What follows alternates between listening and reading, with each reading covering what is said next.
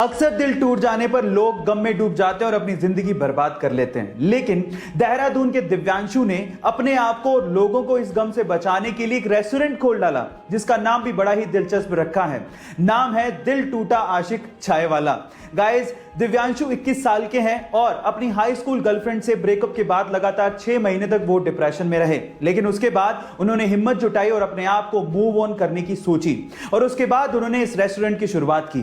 वो ये चाहते हैं कि इस रेस्टोरेंट के थ्रू लोग इस गम को भुला दें और ब्रेकअप को सेलिब्रेट करें। आपको ये कॉन्सेप्ट कैसा लगा चैट सेक्शन में जरूर लिखिएगा। और बाज को पक्षियों का राजा कहा जाता है, लेकिन एक पक्षी ऐसा है जिसका नाम है डोम कौवा। वो बाज से भी पंगा लेने की कोशिश करता है। वो बाज के पीठ पे बैठ जाता है और उसे काटना शुरू कर देता है। लेकिन क्या आपको पता है कि बाज इस पे कोई प्रतिक्रिया नहीं देता। इनफैक्ट बाज अपने पंख फैलाता है और ऊंचाई पे उड़ना शुरू कर देता है। बहुत ज्यादा ऊंचाई की वजह से उस कौवे को बेसिकली सांस लेने में प्रॉब्लम होती है और वो सीधे नीचे गिर जाता है। अब इसे सीखने लायक बात क्या है पता है? इसे सीखने लायक बात यह है कि हर लड़ाई में जवाब देना जरूरी नहीं है। सिर्फ अपना काम करिए और अपना कद ऊंचा बढ़ाइए, आपके दुश्मन खुद ब खुद नीचे गिर जाएंगे। गाइस, अक्सर हम अपने गली मोहल्ले, सड़कें, नदी नालों में फैली गंदगी को लेकर सरकार को कोसते रहते हैं। हम लोग ये कहते रहते हैं कि सरकार कुछ करती ही नहीं है। देखिए, सरकार करे ना करे, हम तो पहल कर सकते हैं। और कुछ ऐसा एग्जाम्पल सेट किया है पंजाब के संत बलबीर सिंह जी ने। पंजाब के संत बलबीर सिंह जी ने अपने साथियों के साथ मिलकर 160 किलोमीटर लंबी नदी को खुद से ही बिना किसी सरकारी मदद के साफ किया। गाइस, पहल कीजिए, कहीं ना कहीं सरकार भी आपका इसमें साथ देगी।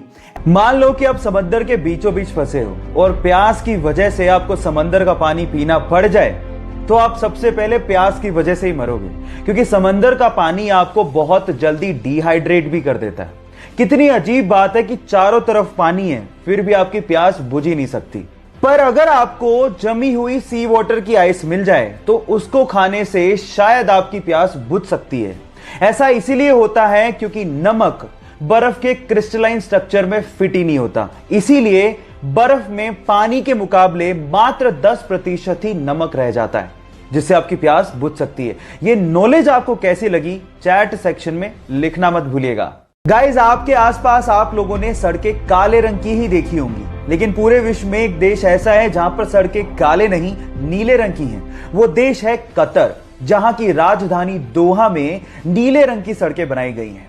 उसके पीछे का कारण है कतर की गर्मी। कतर एक बहुत गर्म देश है जहां पे टेम्परेचर को कंट्रोल करने के लिए नीले रंग की सड़कें बनाई गई हैं। और साइंटिस्ट लोगों का यह भी मानना है कि सड़कों को नीला करने से वहां पर 50% तक सन के रेडिएशन को कम किया जा सकता है।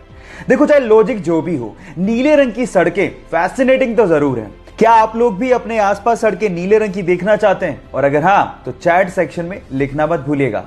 कोरोना के चक्कर में हम लोगों ने कुछ नया सीखा हो या ना सीखा हो, अंग्रेजी का एक नया शब्द जरूर सीखने को मिला और वो था क्वारंटाइन। और सवाल यह है कि क्वारंटाइन शब्द एक्चुअली आया कहां से, उसका मतलब क्या था? तो मैं आपको बताता हूं। एक्चुअली जब पूरी दुनिया प्लेग नामक बैक्टीरिया से जूझ रही थी, तो उस टाइम पे इटली ने क्या किया, उसके वहां पर आने वाले जितने भी समंदर के जहाज थे, उनको वो 40 दिनों तक समंदर में ही खड़ा रखते थे, ताकि वो जो बैक्टीरिया है वो 40 दिनों में वहीं पे खत्म हो जाए।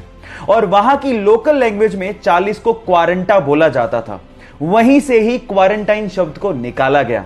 क्या आपको इसके पहले तक ये बात पता थी? और नहीं पता थी तो चैट सेक्शन में लिखना मत भूलिएगा।